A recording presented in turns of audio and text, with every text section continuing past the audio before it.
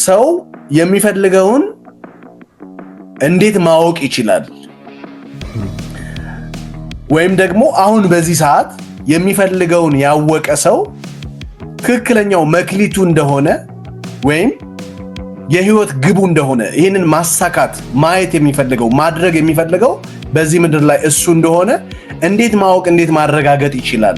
ከባድ ጥያቄ ነው። ምን መሰለህ፣ ፍላጎትህ ማወቅ ራሱ በጣም ከባድ ነው። በተለይ የልጆች ፍላጎት፣ የራሳችን ፍላጎት እንኳን ማወቅ ይከብደናል።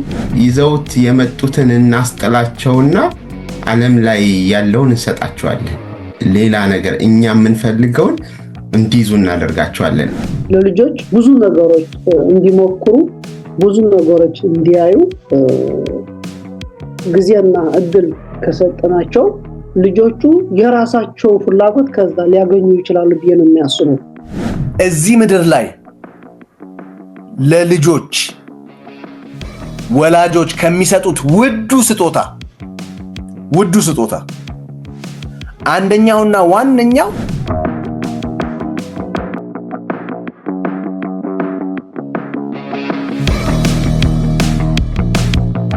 ተመልካቾቻችን በድጋሚ በያላችሁበት ሰላምታችን ይድረሳችሁ። ቀደም ሲል ባነሳነው ሐሳብ ላይ ነው ሐሳባችንን የምንቀጥለው። ሰው የሚፈልገውን እንዴት ማወቅ ይችላል? ወይም ደግሞ አሁን በዚህ ሰዓት የሚፈልገውን ያወቀ ሰው ትክክለኛው መክሊቱ እንደሆነ ወይም የህይወት ግቡ እንደሆነ ይህንን ማሳካት ማየት የሚፈልገው ማድረግ የሚፈልገው በዚህ ምድር ላይ እሱ እንደሆነ እንዴት ማወቅ እንዴት ማረጋገጥ ይችላል የሚል ሐሳብ ነው እያነሳን የምናንሸራሽረው። ጓደኞቼ እንዴት ናችሁ? በድጋሚ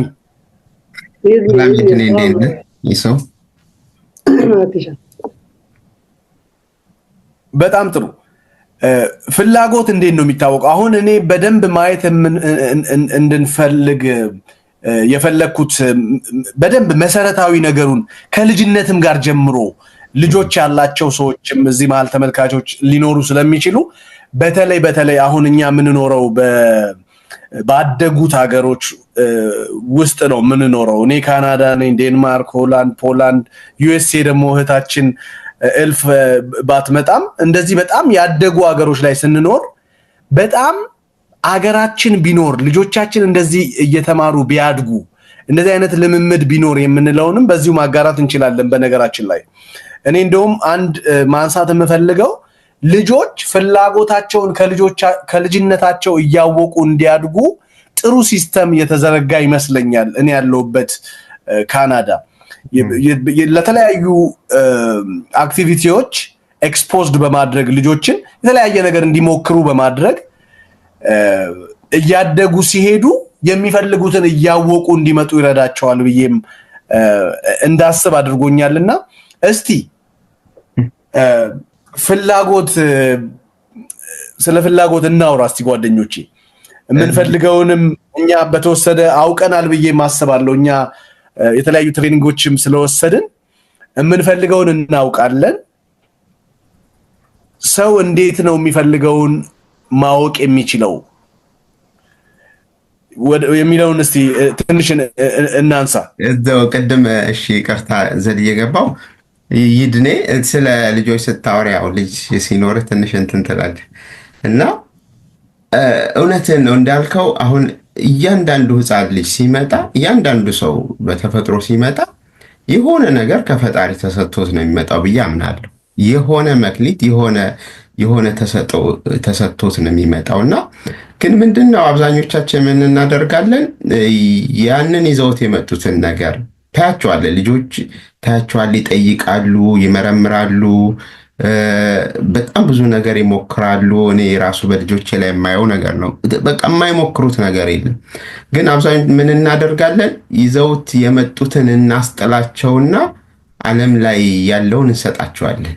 ሌላ ነገር እኛ የምንፈልገውን እንዲይዙ እናደርጋቸዋለን። አይተህ ከሆነ ሲጠይቁ ራሱ ለምን ብለው ሲጠይቁ በቃ በተለይ አሁን ትንሽ ግንዛቤውም እየመጣ ልጆችም እንዲጠይቁ እየተበረታታ በተወሰነ መልኩ መጣ እንጂ በተለይኛ ባደግንበት ጊዜ መጠየቅ በጣም ከባድ ነውር ነገር ተደርጎ ነበር የሚታሰበውና ወንጀል ነው አይጠይቁም ቻሌንጅ ማድረግ ምናምን በጣም እንደ ነውር ተደርጎ ነው የሚታሰበውና ከዛ በኋላ መሆን የሚፈልጉት ነገር ከዚህ በፊት ሆኖ የሆነውን ሰው ይሆናል።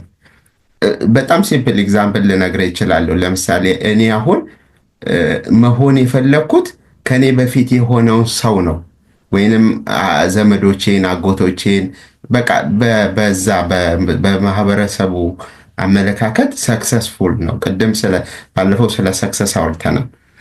እንግዲህ ዲፋይን የተደረገው ነገር አለ በማህበረሰቡ ሰክሰስ ማለት የሆነ ቦታ ላይ የደረሰው።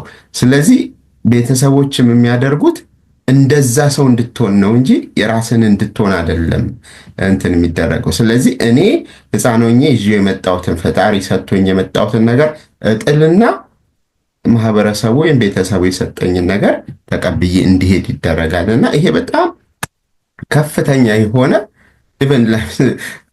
ብዙ ነገሮችም ክሬት ሊደረጉ የሚችሉ ነገሮች፣ ብዙ ነገሮች ሊወጡ የሚችሉ ነገሮች እየተቀበሩ ይሄዳሉና ቅድም ስለ ልጆች ስታነሳ አሁን ባለንበት ትንሽ እንትን ባለው ዓለም ላይ የተወሰነ እንትን አለ። ልጆች እንትናቸው እንዲያወጡ ኢቨን ትምህርት ቤታቸው ብትሄድ ተሰጧቸውን እንዲያወጡ የሚደረጉ ነገሮች አሉ። ክላስ ሩሞቻቸው ስትሄድ የተለያየ አክቲቪቲ እንዲሰሩ፣ ሙዚቃ የሚወድ ሙዚቃ በልጅነታቸው በቃ ማንኛውም ነገር እንዲያደርጉ የሚያበረታቱት ነገር ያለ ያ በጣም ልንኮርጀው የሚገባ ነገር ነው ብዬ አስባለሁ። በጣም ልክ ነህ። እንደውም ናቲ ምን አስታወስከኝ፣ ቅዱስ መጽሐፍ ላይ ልጅህን በሚሄድበት ምራው በሸመገለም ጊዜ ከዛች ፈቀቅ አይልም ይላልና ይሄ በተቃራኒው የሚደረግ ነው የሚመስለኝ። ይሄኛው ቃል ልጅህን ቀድመ አንተ መተህ በሄድክበት መንገድ ምራው፣ አንተ በሄድክበት አንተ በገባ መንገድ አንተ የመሰለህን ንገረው፣ ስጠው፣ የእሱን ወደ ጎን ተው አይነት ኑሮ ይመስለኛል። በጣም ነገር እንደዛ ተደርገን ነው እንትን። ግን አንዳንዴ በወላጆችም ላይ ነገሮችን ዳይቨርት ለማድረግ ይቸገራሉ። አንደኛ ወላጆች ብቻቸውን አይደለም ልጅን የሚያሳድጉት፣ ብቻቸውን አይደለም ወደ ዴይኬር ይልካሉ። ከዛ ደግሞ ትንሽ አደግ ሲል ደግሞ 5-6 ዓመት አንደኛ ክፍል ሲገባ ትምህርት ቤት ነው ውሎ የሚመጣው እና የብዙ ሲስተም ውጤት ነው የሚሆነው እና ይሄ ልጅህን በሚሄድበት መንገድ ምራው የሚለው ተግባራዊ በቀላሉ የሚሆን አይመስለኝም ሳየው ሲስተሙን ማለት ነው። ግን ወላጆች ከነቁና ትልቅ ኃላፊነትና ድርሻ ከወሰዱ አሁንም ኦፖርቹኒቲው እጃቸው ላይ እንዳለ ነው የሚሰማኝ። ለምን ቢባል የመጀመሪያውን 2-3 ዓመት እስከ 4 ዓመት አብዛኛውን ጊዜ ከወላጆቻቸው ጋር ነው ልጆች የሚያሳልፉትና የሆነ ዘር መዝራት የሚችሉ ይመስለኛል። ምናልባት እኔ ስላልወለድኩኝ እናንተ ወላጆች ናችሁ ሁለታችሁም፣ እኔ ኮሬክሽን ሊሰጡኝ ትችላላችሁ። ግን የሚሰማኝ እንደዛ ነው። አሁን ግሪን ላይትም ይታያኛል። እኔ ማለት ዘመኑም እንደዛ እንድትሆን ደግሞ አይፈቅድልህም። አሁን ልጆችን አንተ በሄድክበት መንገድ እመራለሁ ካልክ በቃ አሁን ካለው የቴክኖሎጂ ዓለም የሄደበት ካለው ፍጥነት ጋር በጣም የተራራቁ ነው የሚሆኑት እንደዛ አደርጋለሁ ካልክ። ስለዚህ በራሳቸው የሚሞክሩ በራሳቸው ጥረት የሚያደርጉ አድርገህ ማድረግ የውዴታ ግዴታ እየሆነ የመጣበት ነው። እንደውም ስታየው ደግሞ አሁን ማህበረሰቡ በተወሰነ መልኩ አዌርነሱ የተፈጠረበት ያለ ነገር ይመስለኛል። እስቲ እሱ ሀሳብ ጨምርበት እስቲ። በጣም ከባድ ጥያቄ ነው። ምን መሰለህ፣ ፍላጎትህ ማወቅ ራሱ በጣም ከባድ ነው። በተለይ የልጆች ፍላጎት፣ የራሳችን ፍላጎት እንኳን ማወቅ ይከብደናል ብዙ። ምክንያቱ በየጊዜው ፍላጎታችን ሊቀያየር ስለሚችለው በየሁኔታው ፍላጎታችን ሊያይ ስለሚችለው የልጆች በተለይ ደግሞ ምክንያቱ ልጅ ሲወለድ ነፃ ሆኖ ነው የሚወለደው እና በአካባቢው ያለው ነገሮች አፌክት የተደረገ ነው የሚያድገው እና የሚያየው ነገር እዛ ላይ ነው የሚያተኩረው። ዝም ብሎ ለምሳሌ አንድ ገጠር የተወለደ ልጅ እና አንድ ቴክኖሎጂ ያለው አካባቢ የተወለደ ልጅ አንድ አይነት ፍላጎት ሊኖራቸው አይችልም። ምክንያቱም ያደጉበት አካባቢ አፌክት ያደርገዋል ለምትፈልገው ነገር ለማድረግ ወይም ደግሞ ያንተም ፍላጎቱም ከዛ ተነስቶ ነው እኔ እንደዚህ ነው የምፈልገው እኔ እንደዚህ ነው የሚሆነው ያገኘው ነው። ለምሳሌ ልጅ ቤት ላይ ኮምፒውተር ካለ ኮምፒውተር ላይ ብዙ ሊጠቀም ይችላል። ሌላ እቃዎች ካሉ እዛ ላይ አተንድ አድርጎ ሊጠቀም ይችላልና ስለዚህ ለልጆቻችን ብዙ ነገር እንዳለ እንዲያውቁ ማድረግ የወላጆች ስራ ነው። ለልጆች ብዙ ነገሮች እንዲሞክሩ ብዙ ነገሮች እንዲያዩ ጊዜና እድል ከሰጠናቸው ልጆቹ የራሳቸው ፍላጎት ከዛ ሊያገኙ ይችላሉ ብዬ ነው የሚያስበው። ምክንያቱም አንድ የተገደበ አካባቢ ወይ የተገደበ ቤት ካደክ እዛ ነው ያንተ ዓለም ሌላ ዓለም ማየት ስለማትችል ወይ ልጁም ሌላ ዓለም ማየት ስለማይችል ከዛ ያሉ ነገሮች ነው የሚመርጠው። ከዚህ ለመውጣት ግን ለልጁ የተለያየ ነገር እንዲሞክር የተለያየ ነገር እንዲያይ እድል ማስፋት ለልጁ የራሱን ነገሮች እንዲያውቅ ይረዳዋልና እዚህ ነገሮች አስፈላጊ ነው ብዬ አስባለሁ። ከልጆች ለምንድን ነው የተነሳ ነው ዞረን የምንመጣው እኛ ጋር ነው አሁን ትልልቆቹ። ምክንያቱም እኛ የምንፈልገውን ቅድም ይሱ ጥሩ አነሳ። እኛ የምንፈልገውን ራሱ በሚገባ ጠንቅቀን አናውቅም። አዳልት የሆነው ሰው ራሱ አዋቂው ሰው ራሱ የሚፈልገውን ነገር ጠንቅቆ አውቆ ወደሚፈልገው አቅጣጫ እያደገ እየተለወጠ በስኬት ጎዳና ላይ ያልሆነ አንድ አዳልት ሰው ልጁን ወደሚፈልግበት ወይም ልጁ ሊሆን ወደሚገባው እንዲያድግ የሚረዳው ወላጅም ለመሆን አስቸጋሪ ነውና መጀመሪያ ወላጁ ራሱ የሚፈልገውን ማወቅ አለበት። በነገራችን ላይ ቶፒካችን እሱ ነው። እንዴት ሰው የሚፈልገውን ማወቅ ይችላል? የፈለገውስ ነገር የህይወት ጥሪው እንደሆነ መክሊቱ እንደሆነ እንዴት ያረጋግጣል? ምልክቶቹ ምንድናቸው?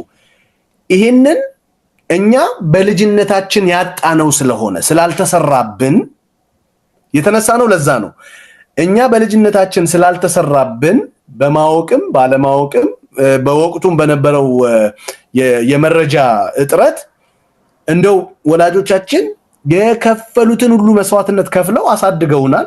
ግን የምንፈልገውን እንድናውቅ አልረዱንም። ወይም በህይወታችን ልናውቅ የሚገባንን ደግሞ እነሱም አውቀው በእነሱም ላይ አይፈረድም ከወላጆቻቸውም የተቀበሉትም ነገር ስለሌለ ወይም ከማህበረሰብ ደግሞ ከሲስተም ያገኙትም ነገር ስለሌለ ማለት ነው።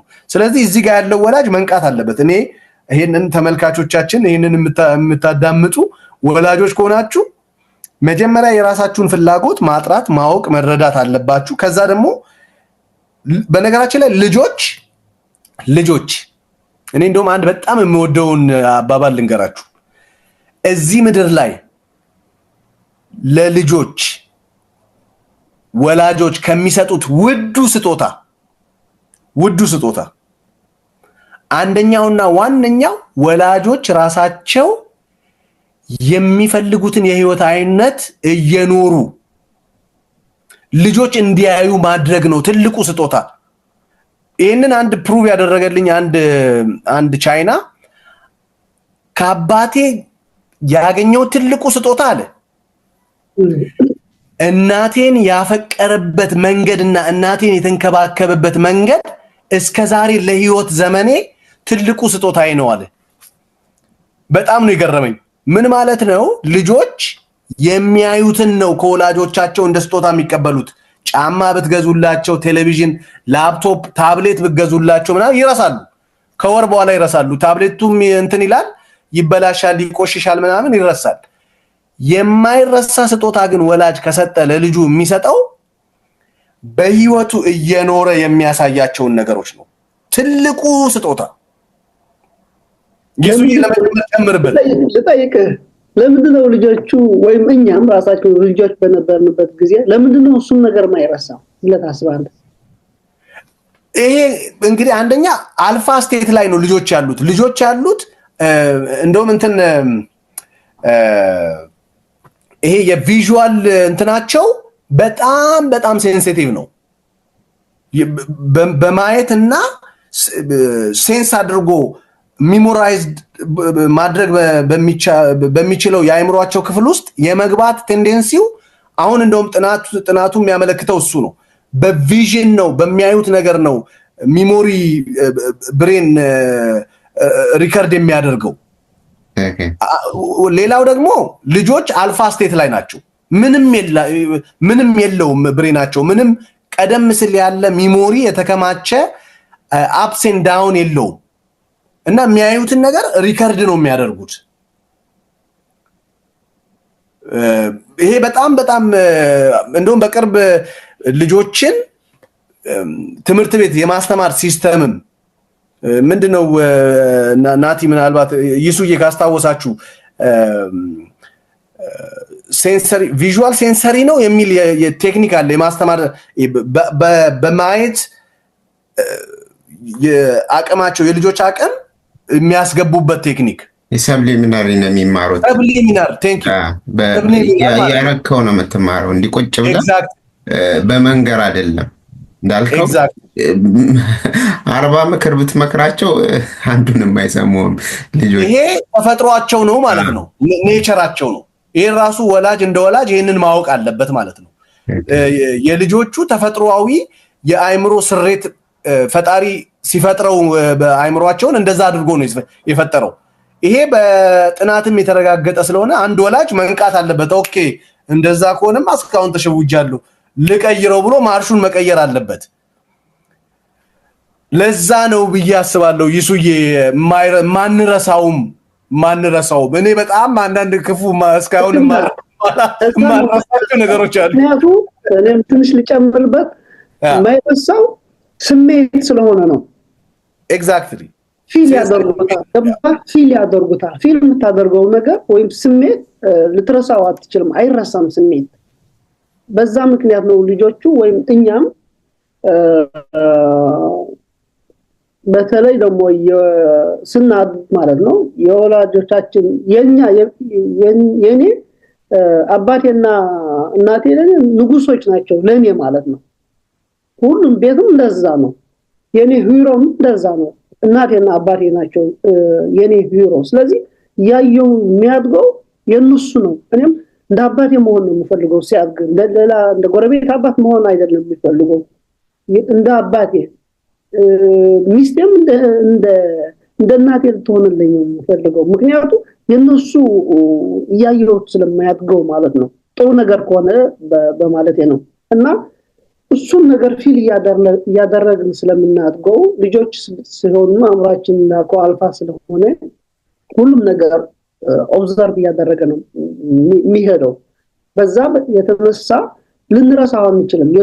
የልጅነታችን ስሜት፣ የልጅነታችን ፍጻሜዎች ሁሉም ነገር ልንረሳው አንችልም።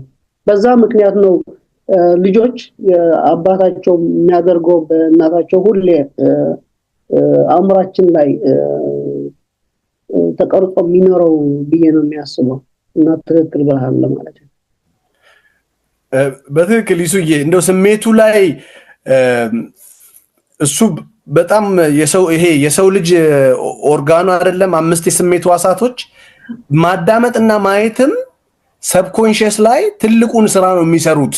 በዚህ አሁን ቅድም ባልነው ስሜትን ተከትሎ ሪከርድ የማድረግም የብሬን ሪከርድ የማድረግም ፖቴንሻል በማየትና በመስማት ላይ ነው ሰብኮንሺየስ ማይንድ ሪከርድ የሚያደርገውና እንደው አንዳንዴ ይሄንን ተጨማሪ ተመልካቾቻችን አድማጮቻችን በደንብ ሪሰርች ብሰሩበት እንደዚህ አይነት ነገሮችን በተለይ ልጆችን ስናሳድግ የትኛው ነው በጣም በህይወታቸው ውስጥ የህይወት ዘመን ማንነትን ጥሎባቸው የሚያልፈው የሚለውን አስፈታችሁ ብታዩት ደስ ይለኛል። እንደው ወደ ፍላጎታችን ለመመለስ ያህል ፍላጎታችን እንዴት ማወቅ እንችላለን የሚለው አንድ አዋቂ የሆነ ትልቅ ሰው ፍላጎቱን እንዴት ማወቅ ይችላል የሚለው ላይ እኔ እንደው ትንሽ ሐሳብ ልስጥበትና ከዛ እናንተ ተጨምሩበታላችሁ። አንደኛ ምን ያህል ያ ፍላጎቱ ምን ያህል አብሮት ከሱ ጋር መጥቷል የሚለውን ማጣራት አለበት። አሁን ይሄ በጣም ቁልፍ ነገር ነው።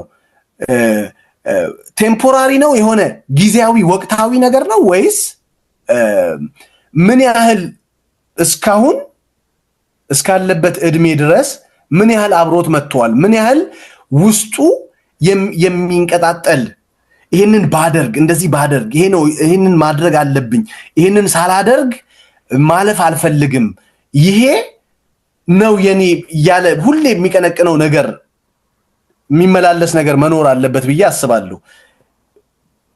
ይሄ ጋር ተያይዞ አንድ መጨመር የምፈልገው ነገር ሲያስበው ያን ሊያደርግ የፈለገውን ነገር ሲያስበው ውስጣዊ እርካታ ከውስጥ የመነጨ መሆን አለበት። ከውስጥ ገና ሲያስበው ሊያደርገው ሲያስበው የሚመላለሰው ሁሉ ጊዜ የመጣ አይምሮ ላይ እንደዚህ ማድረግ አለብኝ እንደዚህ ይሄ ነው ይሄንን ማድረግ አለብኝ የሚደጋገም ቴምፖራሪ ያልሆነ የሆነ ጊዜ መጥቶ የሚቀር ያልሆነ መሆኑን ሰው ቼክ ማድረግ አለበት። ምናልባት አደልት ከ20 ዓመት በላይ የሆነ ሰው ነው ብዬ የማስበው 30 40 በዚህ ሬንጅ ውስጥ ያለ ሰው እስከሆነ ድረስ ማለት ነው። ይሄንን በደንብ ደጋግሞ ራሱን መፈተሽ አለበት። ምንድነው ሁሌ ውስጥ የሚቀነቅነኝ ነገር ወይም ደግሞ እንዳደርገው የሚገፋፋኝ ነገር? እነዚህ ሁለቱ በጣም ወሳኝ ነገሮች ናቸው። ከውስጥ እርካታ ጋር የተያያዙ ፍላጎቶች መሆናቸውን ማረጋገጥ አለበት። የሚቀጥለውን ከመስጠቴ በፊት ግን የኔን ነጥቦች እንደው ናቲ በዚህ ላይ አንተ የምትጨምረውን ያንተን እይታ ማየት ፈልጋለሁ። በጣም ሰርፕራይዝ ያደረገኝ ነገርና በደንብ እንትን ስል ያገኘሁት ነገር እንደውም አቶ አሸናፊ በሆነ ሴሚናር ላይም ሲያስረዳው ነበር። ችግሮች ቻሌንጆች ሲገጥሙ ኮንግራጁሌሽን የሆነ ችግር ሲመጣ ወደ ህይወትህ የሆነ መልእክት ነው የመጣልህ እና ያንን መልእክት እንደምትሰማው ነው። በምሳሌዎች አስደግፈዋለሁ በኋላ እና አብዛኞቻችን ግን የምናደርገው የሆነ ችግር ሲገጥመን ፔንኪለር ነው የምንወስደው፣ ትንሽ ማስታገሻ አድርገን ነው የምናልፈው እንጂ ያን ችግር ወስደህ ወደ እንትን የምትቀይረው ከሆነ ትልቅ ነገር ይመጣል። ለምሳሌ አሁን አስተውለህ ከሆነ አንዳንድ ወላጆች ልጆቻቸው በሆነ በካንሰር በሆነ ነገር ሲጠቁባቸው ወይም ፕሮብሌም እንትን ሲልባቸው ለልጆቻቸው ብለው የሄዱት ርቀት ትልልቅ ካምፓኒዎችን ከፍተው የምናውቃቸው ወላጆች አሉ። መነሻቸው የሆነው ወደ ቤታቸው የመጣው በልጆቻቸው ላይ የደረሰው የሆነ ፕሮብሌም፣ እሱም ፕሮብሌም ተሻግረውት አልፈውት ለዓለም ሁሉ የሚተርፍ ትልልቅ ካምፓኒዎችን ትልልቅ በዛ ዙሪያ ላይ የሚሰሩ ድርጅቶችን ያቋቋማሉ። እንደውም እዚህ እኛ ጋር ደግሞ ሌላ ሌጎ አዶኖ ታውቁት ከሆነ ሌጎ በጣም ትልቅ ኢንተርናሽናል ይሄ የልጆች ጌም መጫወቻ ነው እና ሰውየው የተነሳው በምንድን ነው? ለልጆቹ መጫወቻ የሚገዛበት ቦታ ስላጣ ነው። እና ምን ልስጣቸው ለልጆች መጫወቻ ብሎ ሲያስብ ከዛ ውድወርክ ይሰራ ነበር። ከዛ ላይ የሆኑ እንትኖችን ትንንሽ ዳክዬዎች ምናምን ሰርቶ ሲሰጣቸው መጫወት በጣም ኢንጆይ ማድረግ ጀመሩ። ከዛ በኋላ እሱን እያየ ኦኬ ይሄ ለካ ቢዝነስ ይሆናል እያለ እየሰፋ ዛሬ ላይ በጣም ትልቅ ኢንተርናሽናል ካምፓኒ ሆነው ከትንሿ ችግር ተነስቶ ነውና ችግሮችን መመልከት፣ ለዛ ችግር ወደ ቤታችን ለመጣው ችግር እንዴት ነው ተሻግረን ፔንክለር ሰተን ሳይሆን ተሻግረን ትልቅ ነገር የምናደርገው የሚለውን ነገር አንዱ እንትን ይሆናል ብዬ ስላሰብኩ ነው። ምሳሌ ነው። ከዚህ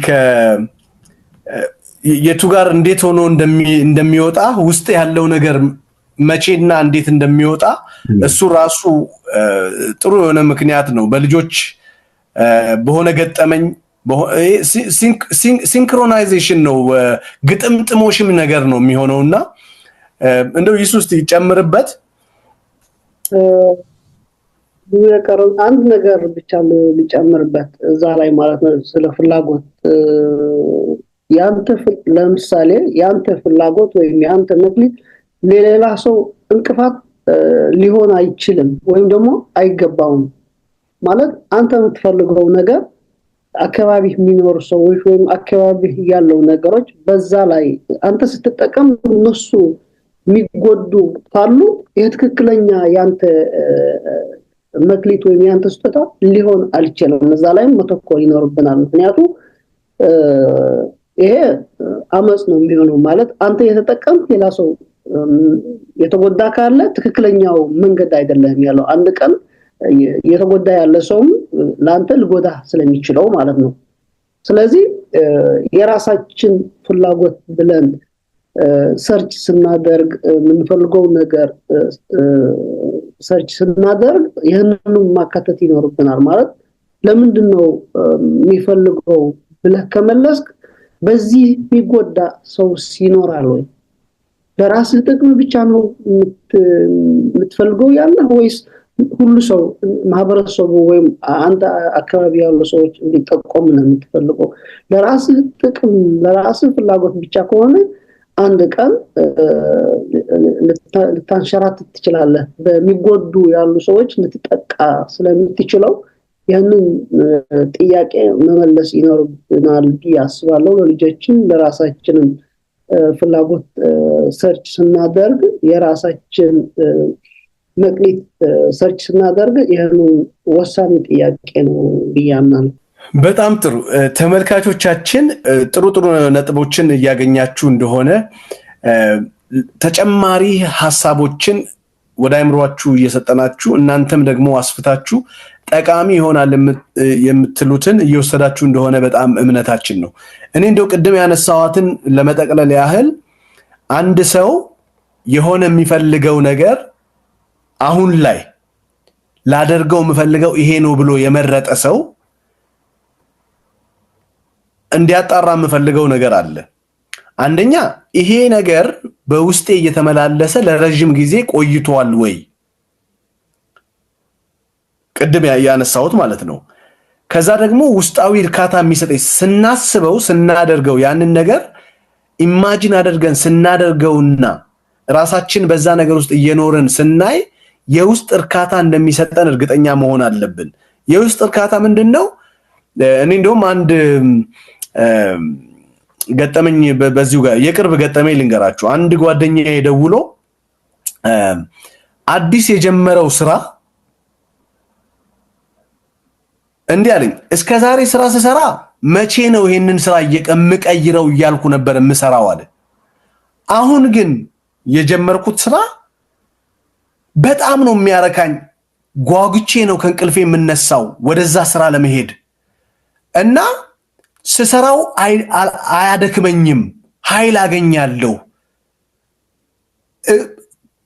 ትርፍ ሁሉ ሰዓት አርዝሜ ሁሉ ሰራለሁ። ወደ ቤት ስመጣ ኃይል ተሞልቼ ነው የምመጣው። ምንድነው ይሄንን ነገር እስቲ ካወክ ንገረኝ ብሎ አንድ ሐሳቦች ሰጥቼው ነበር። ምናልባት በውስጡ እሱ ፍላጎቴ ብሎ ይዞት ከኖረው ነገር ጋር የሚገጣጠም እሱ በህይወቱ ሊያሳካው ከሚፈልገው የሥራ አይነት ጋር የሚቀራረብ የሥራ አይነት ሆኖ ነው ያገኘውት።